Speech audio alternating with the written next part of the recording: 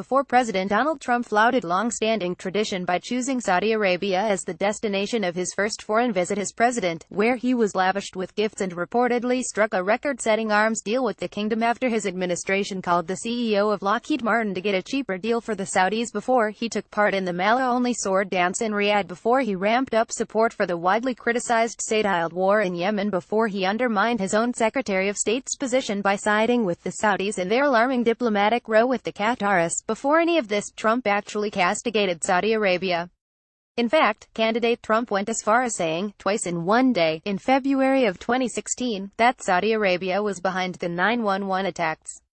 During the presidential debates with Hillary Clinton, Trump admonished the Clinton Foundation for receiving contributions from the Saudis, saying, "These are people that kill women and treat women horribly, and yet you take their money." Since then, Trump has allowed more than $1 billion worth of arms to be delivered to Saudi Arabia, according to a new analysis of U.S. Census Bureau export data conducted by the Daily Beast.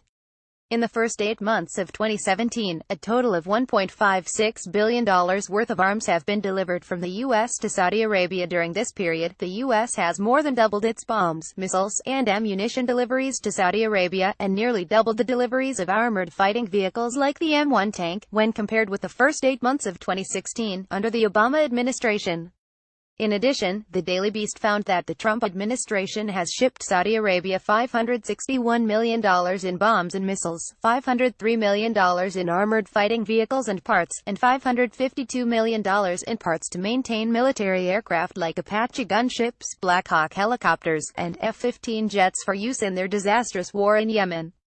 The total value of arms delivered to Saudi in 2017 represents a $70 million increase compared with the same 8-month period in 2016. Arms monitoring experts are critical of the arms increase for a variety of reasons, perhaps chief among them the humanitarian crisis ravaging Yemen. Jeff Abramson, a senior fellow at the Arms Control Association, told the Daily Beast, "The United States should not be sending more weapons into an unwinnable conflict and into the hands of a country that uses U.S. weapons against civilian targets. Instead, the Trump administration should use its influence to find a political solution to the disastrous war in Yemen, which has led to a massive humanitarian crisis. More than 10,000 civilians have been killed in the war and 40,000 more have been wounded. The majority of these casualties have come as a result of Saudi coalition airstrikes. The Saudi-styled war has pushed Yemen, already poor, into the world's worst humanitarian crisis. More than 19 million people, 80% of the population, require some form of humanitarian assistance." Another arms analyst, Colby Goodman, director of the Security Assistance Monitor at the Center for International Policy, told the Daily Beast, "There have been a lot of concerns about the Trump administration's big weapons push.